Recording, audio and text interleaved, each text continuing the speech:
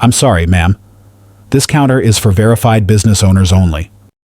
The words dropped like cold metal onto warm skin. Selah Monroe blinked once, her gaze calm, too calm. She had heard this tone before. Not the words, the tone. It always carried the same unspoken sentence, "You don't belong here. You're too black to own that much." It was 9:46 a.m., inside the uptown branch of Winslow and Royce Bank, where marble floors pretended to be neutral and faces behind counters pretended not to judge. Selah stood in line like any other client. Linen dress, espresso skin glowing against soft morning light, a leather folder tucked neatly under her arm. No assistant, no gold badge, no drama. The teller, a woman named Denise, hadn't even asked for ID before making her decision. Just one look, one assumption, one quiet denial. What she didn't know, what no one in that branch knew, was that Selah Monroe owned the very holding company that had just acquired 17% controlling interest in Winslow and Royce. She hadn't come for a loan, she came for a test. And they were already failing. Before we go deeper, let me ask you something. Have you ever been judged before they read your name? Ever been spoken to like a threat, when all you did was stand still? If this story strikes a nerve or a memory, I want you to share it. Because in the next 60 minutes, you're about to witness what happens when the silent power of a black woman meets a racist system too comfortable to check itself. She didn't come to prove herself. She came to expose them, and this time, it's on record. It begins not with shouting, not with chaos, but with a smirk. A junior manager leans across the counter, lowers her voice, and says the words that would trigger an unraveling no audit could stop. "We've had issues with certain clients before. You understand." Selah didn't respond. Not yet. Because when you hold the knife, you don't raise your voice. You wait. And when the room is quiet enough to hear the lie, that's when the blade speaks. 9:46 a.m. The June sun in the north wasn't yet fierce, but its rays pierced through the high-rise glass hard enough to make people squint. Selah Monroe walked through the revolving door of the Winslow and Royce Bank branch, back straight. Steps unhurried, eyes searching for nothing but basic decency. She wore a golden wheat-colored linen dress, unbranded, but the kind of fabric you'd recognize by touch if you'd ever stood in a real tailor's shop. A small, real leather handbag, no logo, no adornments. Her hair was pulled into a neat low bun, no makeup beyond lip balm and the clarity of an alert gaze.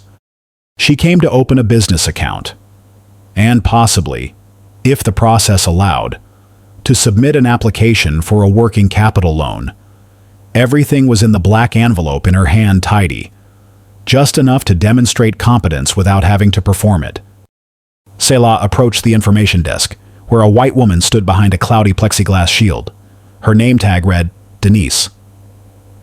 Denise's eyes scanned Selah once, and as if that one glance had made every decision.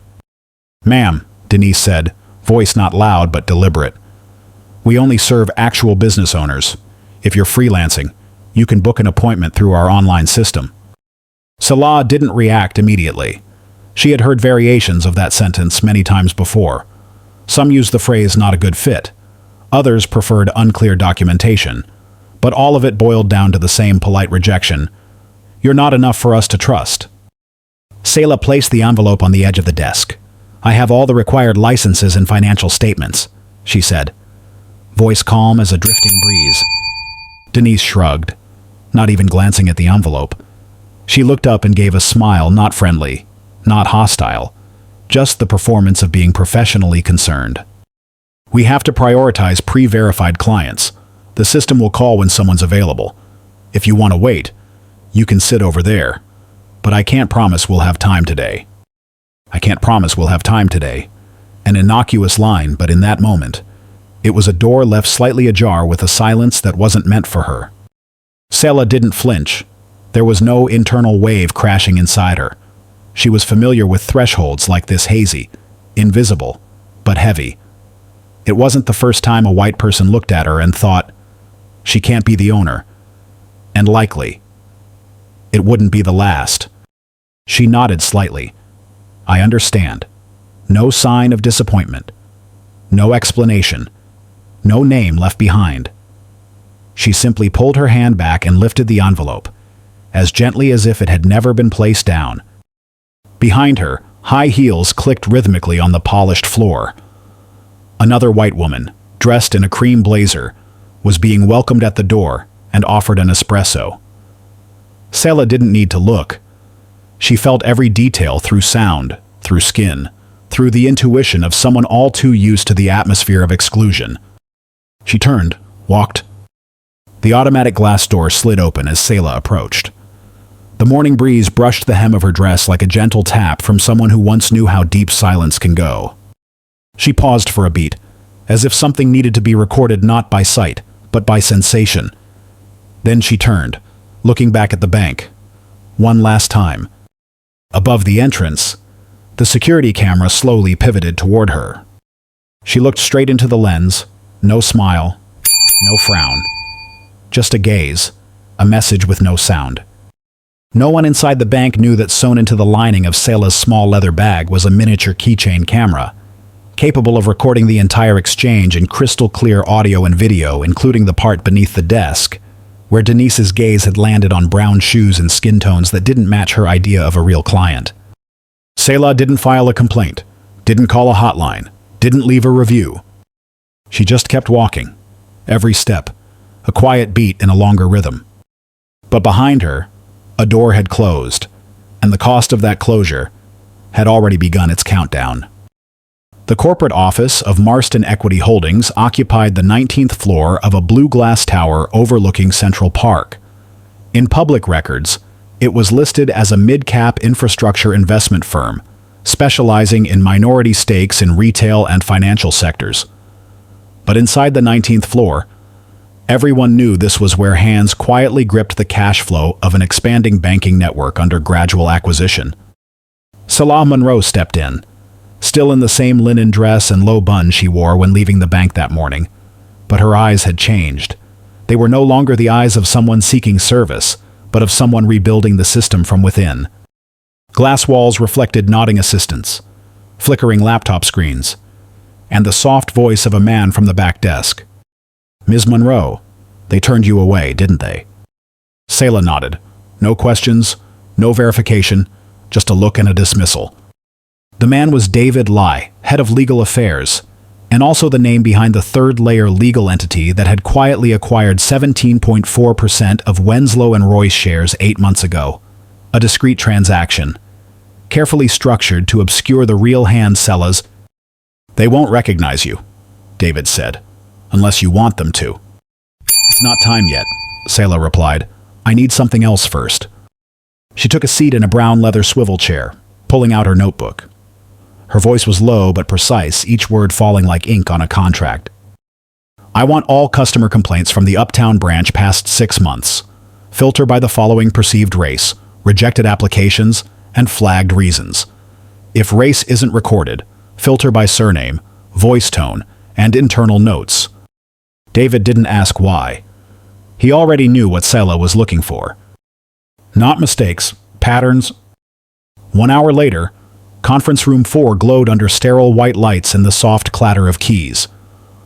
On the central screen, data columns, client names, rejection reasons, staff IDs, and internal annotations.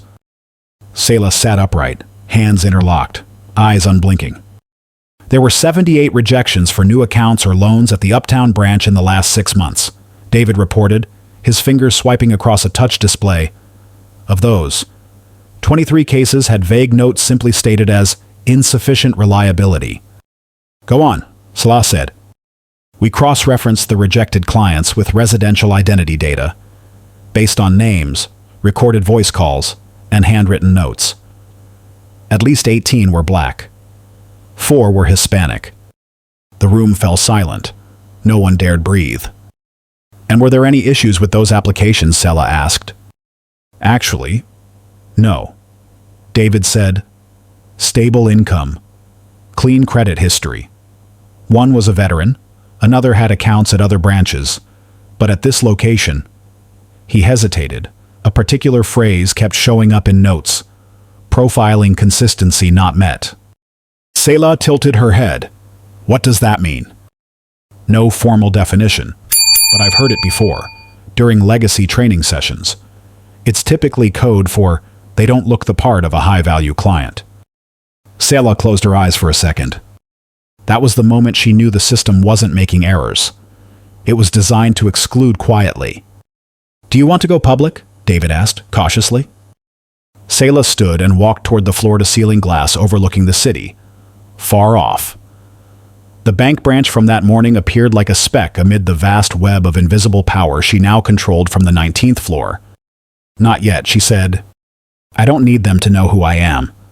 I need them to reveal who they are. David nodded. Selah turned back, slowly. I want a covert audit, but not from the outside. I'm going back to that branch not as a shareholder, not as an executive. I'll walk in as the one they overlook the most. A regular black woman.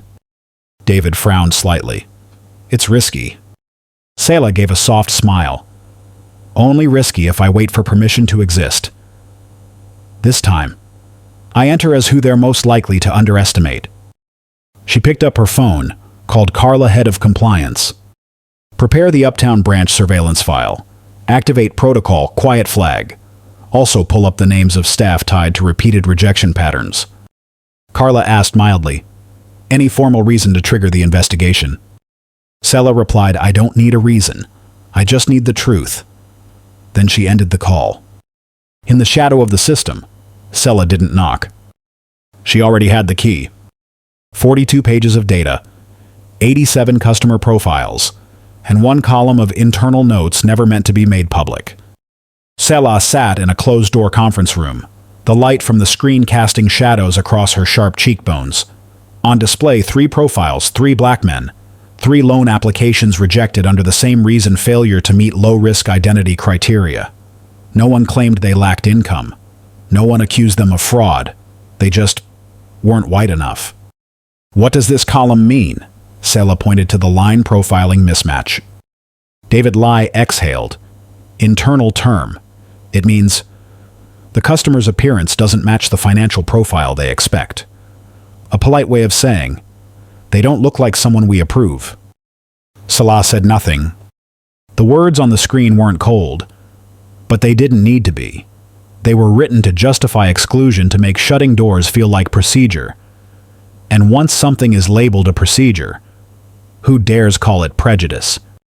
Another attachment opened. An audio recording. A black man's voice, soft southern accent, asking how to open a business account for a newly registered trucking company. Then came the voice of a female bank staffer, polite, but cold. Sir, we don't accept businesses with unstable operations. I haven't even described my operations yet. Yes. Well, your profile doesn't fall within the priority group. Click. The recording cut off. A perfectly timed hang-up. Selah tapped the table gently. She had heard that rhythm before. Not with her ears, but with her instincts. With the intuition of someone who's been dismissed simply for not looking like a CEO.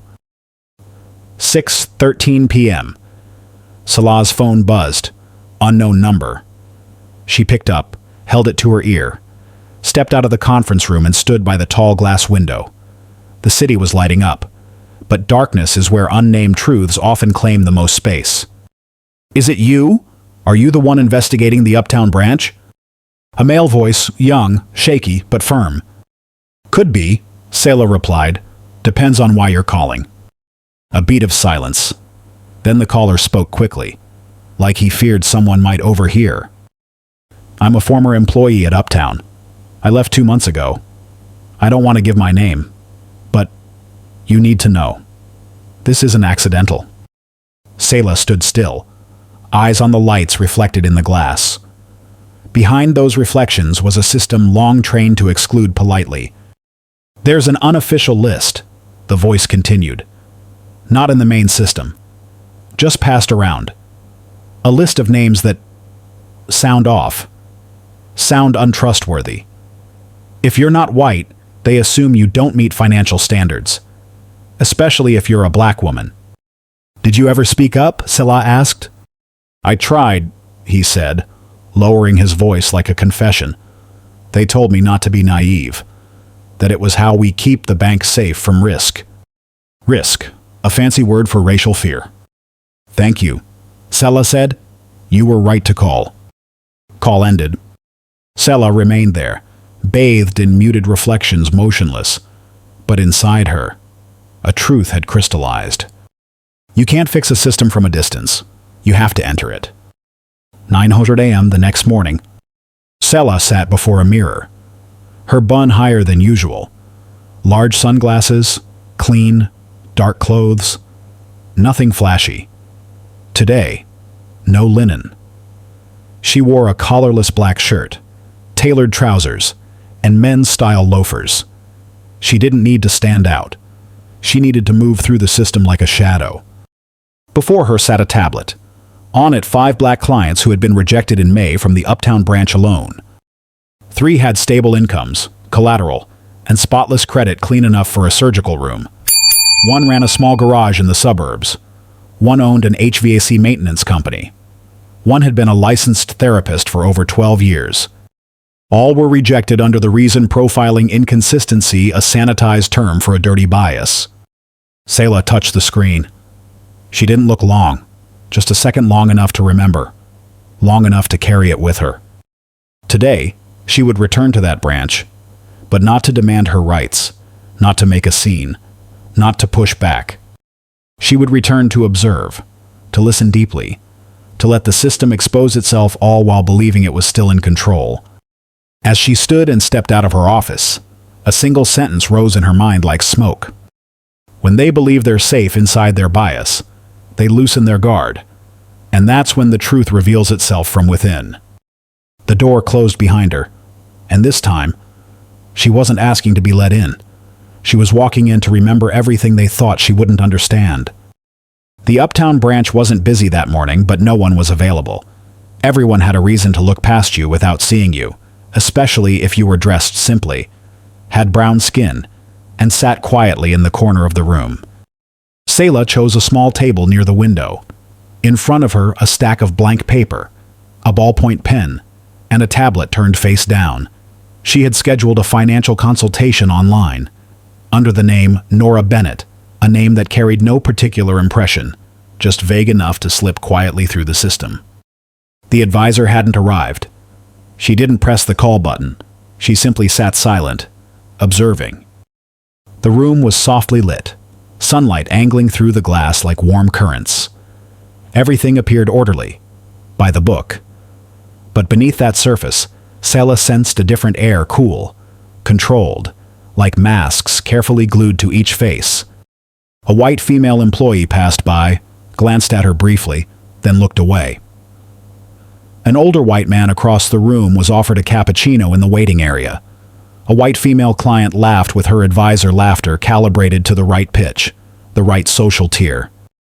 And Selah still just a blur in the background. Until the revolving door slowed, and the air shifted. A black man walked in with his son around 8 years old. The boy wore a red cap, holding a worn Marvel book. The father wore a white button-down, khakis, and carried a file folder along with a large envelope. They hadn't even reached the reception desk when the security guard, a tall, light-haired man, stepped out from behind a column near the entrance. He raised a hand, not aggressively, but enough to block. "Sorry, sir, you can't enter with noisy children. This is a quiet area for premium clients." "He's just reading," the father replied.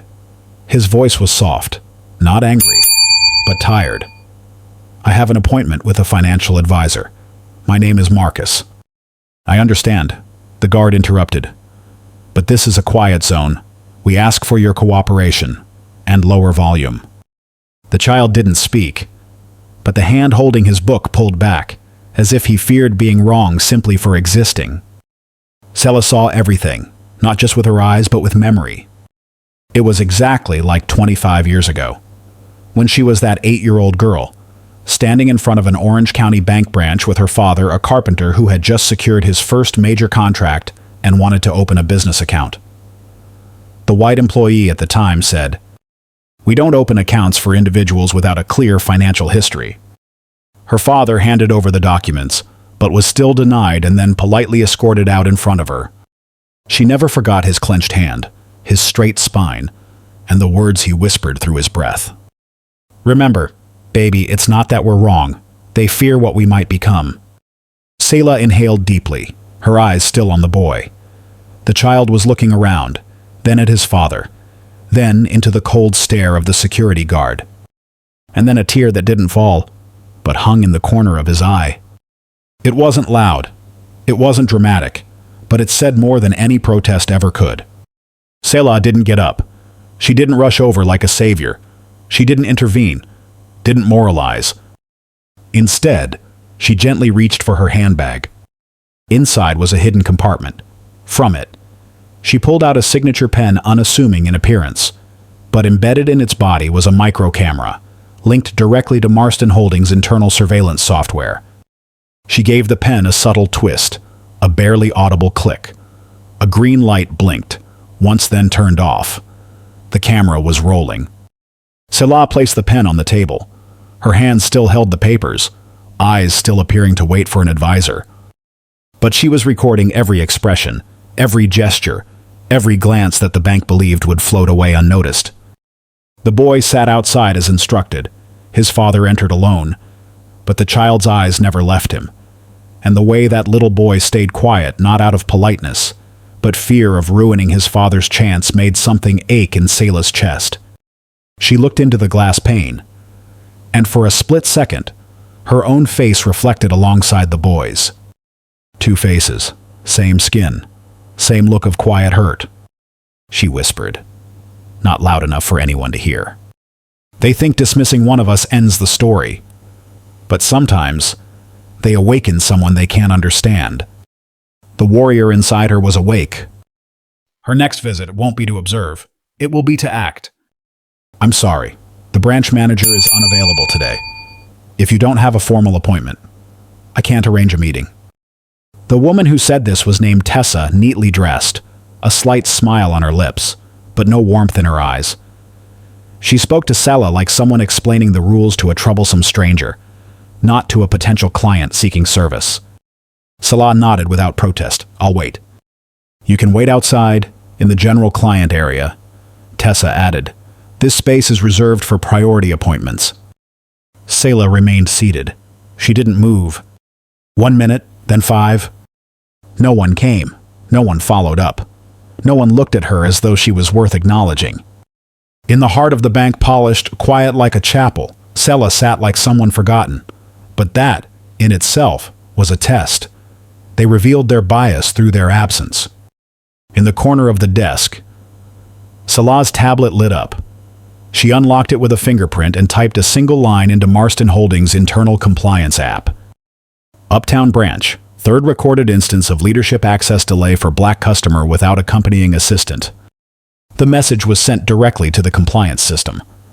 No one in the room knew they had been under review from the first moment. Footsteps echoed down the hallway. A man entered, white, salt and pepper hair, oversized watch, and a voice steeped in the confidence of someone used to being prioritized. "Where's the private advisory desk today?" he asked loudly, scanning the room. When his eyes landed on Selah, a subtle wrinkle formed on his forehead. Not hostile, just a mild mix of confusion and condescension reserved for people who seem out of place.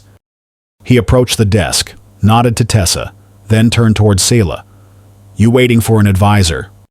Selah didn't respond immediately. She just looked at him. He shrugged, then smirked not kindly.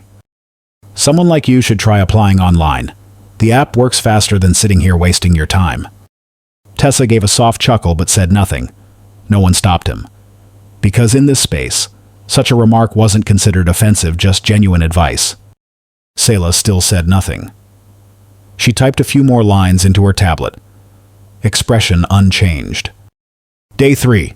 Discouraged from waiting for management. Suggestive comment with discriminatory undertone when unchallenged. Receptionist witnessed incident, no response. White customer cut in and was prioritized. The tablet vibrated. Compliance system report received. Continued monitoring active. Selah powered off the screen. She didn't need to react. She had already retaliated through records, through evidence, through deliberate silence. A staff member approached the front desk and whispered something to Tessa. Both turned to look at Selah, eyes a little uneasy. Perhaps they were beginning to feel something was off.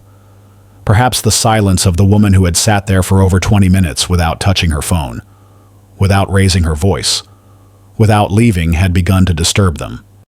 "Would you like me to reschedule for next week?" Tessa asked, her tone softening for the first time. Selah shook her head. "I'll wait." Tessa forced a polite smile. "It's just, today is really busy, and you don't have a formal invite." Selah didn't look at her. She simply typed another line into the tablet. "Delays are selectively enforced.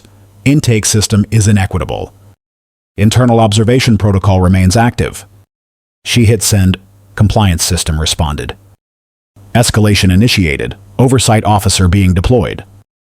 At this branch, no one knew who the woman waiting actually was. No idea what authority she held. They only saw a black woman sitting firmly, not angry, not leaving. And it was that the refusal to retreat that made them uneasy. Because real power doesn't always scream. Sometimes it just sits remembering, watching, and letting you expose yourself. Selah remained seated along the wall, tablet in hand, eyes as still as a quiet lake. No appointment, no visible authority. And yet, with every minute that passed, her presence altered the air in the room like someone had placed a mirror at its center, and every gaze now had to see itself. A figure passed quickly nearby. It was Jordan, a young banker, slim build, dark skin, with neatly braided hair close to the scalp. He didn't approach directly. Instead, he placed a thin envelope on the table beside Selah's seat, as if leaving behind some excess paperwork. Selah didn't turn her head, but she knew. She picked up the envelope once Jordan had gone. Inside was an unsigned printout, a list of clients marked "not eligible for direct support," with a note "redirect to app consultation, deny at counter service." Selah flipped through each page. The chill ran down her fingers not from the content, but from the pattern. Among 42 names, 38 were black. One was Hispanic. One was Asian. The same phrases repeated. Unrefined accent. Lacks social credibility. Loan requests not aligned with risk culture. Each line was like a soft tap on the shoulder from racism, not loud, not aggressive, just suggestive, and quietly exclusionary. Selah placed the file on the table softly, like laying down an accusation that didn't need to be spoken aloud. Suddenly, footsteps quickened. A receptionist whispered something to security, and in less than a minute, the same security guard from the previous day, light brown hair, black blazer, earpiece appeared beside Selah. "Excuse me, ma'am. We've received information that you may be recording in the customer area without authorization. I'll need to check your bag." Selah looked up. Her eyes weren't angry, weren't startled. They were simply clear. "I'm not recording," she said. "I'm remembering." The guard hesitated. His eyes flickered in confusion that wasn't in the training manual. "You'll need to step out with me while we clarify this," he said, trying to firm up his tone. Selah didn't move, not a step. Instead, she opened her tablet right in front of him. She tapped a blue triangle icon and entered a two-step verification code. A prompt appeared. "Activate Protocol 11. Audit live." She pressed yes. The screen turned grayscale. A pulse monitor showed network syncing. Ambient sound was live. In the top left corner, a red recording symbol lit up. What is this?" The guard stepped half a pace back. "Who are you?" Selah still didn't answer. A notification popped up. "Carla Evans, corporate legal officer, is now connected. Monitoring active." Selah Carla's voice came through the tablet, steady and low. "I received the internal audit trigger. Live audit is active. All branch cameras and audio are now recording and synced." Selah rotated the screen so the guard could read the message. "Live monitoring in progress. Corporate compliance activated. All speech, interaction, and obstruction will be reviewed for disciplinary action." "You! Who are you?" the guard repeated, Quieter this time, not as an accusation, but almost as a plea. Selah looked directly at him. The question isn't who I am. It's what you just did when you thought I was no one.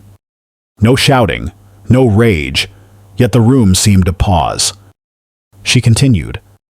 What you called unauthorized filming was actually a document handed to me by your own colleague. A list of people denied access because they don't look like the right kind of customer. She turned the tablet around again. On screen, the live report displayed his name at the bottom: staff obstruction, physical threat without cause. Carla, Selah said calmly. Send the preliminary report to the Chief of People Operations. Mark it priority level Tier 1 and unlock staff feedback input. Sent, Carla replied. I'm also contacting the regional director. But Selah, do you want to reveal your identity yet? Selah glanced around the room. The staff were pretending to work, but their throats were tight. Some eyes avoided hers, some looked panicked. A few seemed to realize something, though not fully. She touched the screen, but didn't answer. Because sometimes, the truth doesn't need to be shouted. It just needs to be switched on at the right moment, and let the entire room realize they are no longer the observers. They are the data being recorded. It wasn't me. Tessa backed away, her voice sharp. I was just following instructions. I didn't create that list. Then who did the assistant manager, a blonde man with a red tie, cut in, snapping his laptop shut? You let sensitive data leak, and now you're blaming security. I never told anyone to tag customers based on skin color. You're the one who approved the profiling consistency metric, Jordan called out from across the room, voice shaking. You added the visual match field to the evaluation form. The air left the room. Every person turned to look at someone else, eyes no longer darting away. Guilt was starting to take shape, with names and faces. Selah said nothing. She simply turned her tablet so the recording icon remained in full view, capturing the accusations, the denials, the unraveling live. You sent that list to a customer, the manager barked. She's not a customer, Jordan said. I don't know who she is, but I know. I don't want to keep pretending I don't see. Selah looked at Jordan. She didn't nod. She didn't smile, but her eyes gave him an answer.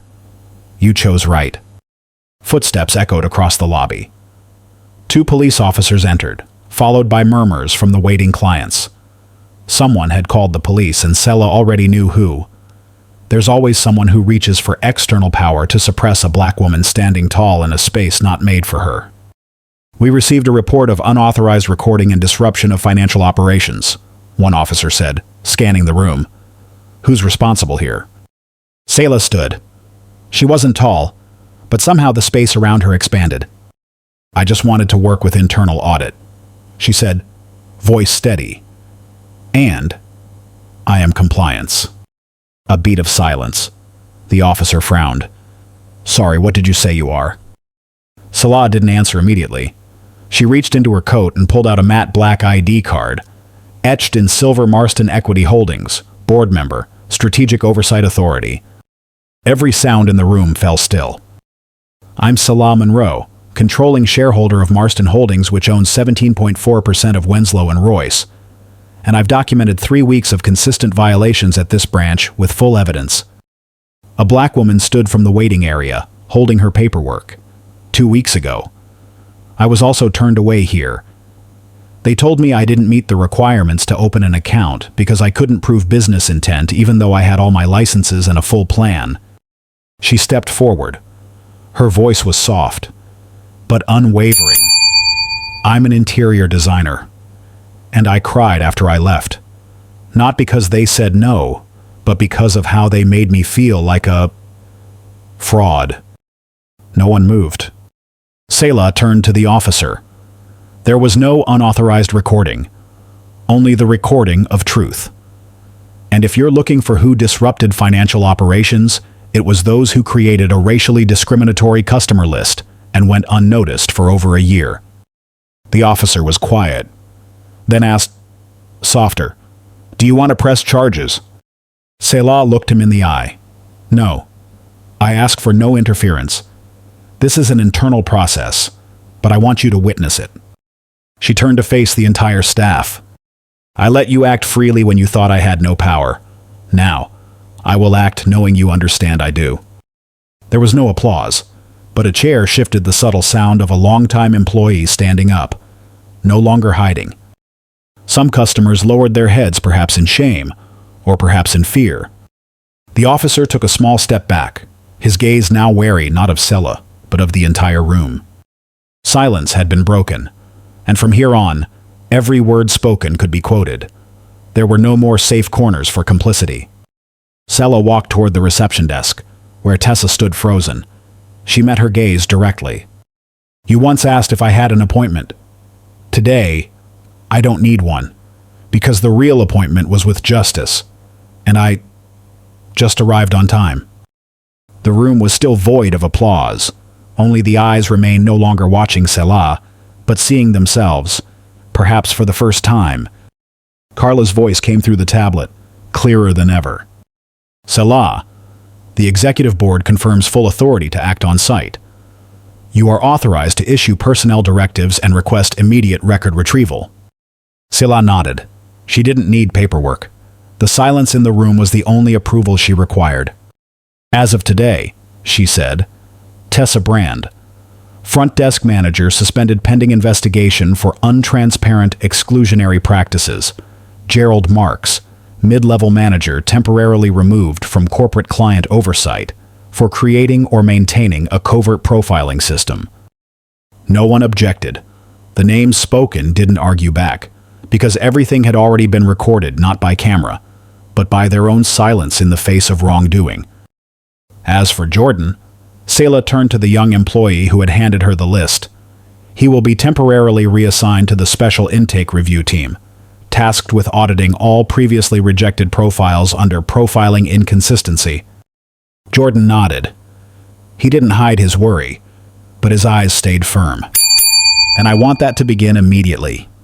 Start with the most recent 90 days of records." A slow set of footsteps echoed from the corner. It was the security guard, the same man who had stopped the little boy outside the door the morning before. He stepped forward, removed his earpiece, and placed it gently on the desk. His voice didn't tremble, but it was low. "I'm the one who turned away many customers. No one ordered me to. But we were advised that certain groups didn't fit the bank's image standards." He looked Selah straight in the eyes. "No one forced me, but I chose silence. I stood watch over bad choices." Selah stepped toward him. She didn't raise her voice. She only asked, "Do you plan to continue?" The guard shook his head. "I'd like to step down from this position." Selah paused, then gave a small nod. "Step down? But if you choose to stay and help fix what's broken, I won't stand in your way." The room was still, not out of fear, but because, for the first time, justice didn't arrive with a gavel. It came with a nod. She turned back to Carla on the tablet. "Begin trial run of verbal conduct audit document, not just actions, but tone, phrasing, manner of denial, and passive delay. We're not reforming spreadsheets. We're reforming cultural habits." Carla confirmed. "Logged, starting at this branch." The bank doors opened once more. Marcus, the father in the white shirt, entered, holding a fresh folder. Beside him, the boy in the red cap walked slower this time, but no longer clutched his father's hand. This time, no one blocked their path. A new staff member stepped forward, a brown-skinned woman with kind eyes, and gave a slight bow. "Welcome, Mr. Marcus. Please follow me and your son to the VIP client lounge. The finance director is waiting for you." The boy looked around. Same glass walls, same lobby, but the light was different today. No longer sharp stares like knives, only warm lights, and a sincere invitation. Selah watched from afar. She didn't step closer. She didn't smile. She simply stood like a quiet foundation for change. A staffer whispered nearby, "Will you be transferring to another branch?" Selah shook her head. "No. I didn't come here to move on. I came to stop a legacy of silence, and once it's stopped, then I'll move forward." She walked toward the door. Evening had arrived. The golden light of day's end filtered through the glass, casting the shadows of those inside across the sidewalk. And that day, no one remembered exactly when Selah left. They only remembered that from that moment on, every word spoken inside this bank began to carry weight. Not out of fear, but because, finally, someone was truly listening. If this story touched your heart, make sure to like, share, and subscribe. Every click helps us bring more powerful stories of empathy, justice, and silent strength to life. Your support is what fuels this journey. Let's keep standing together and rising higher, one story at a time. Stay safe and inspired.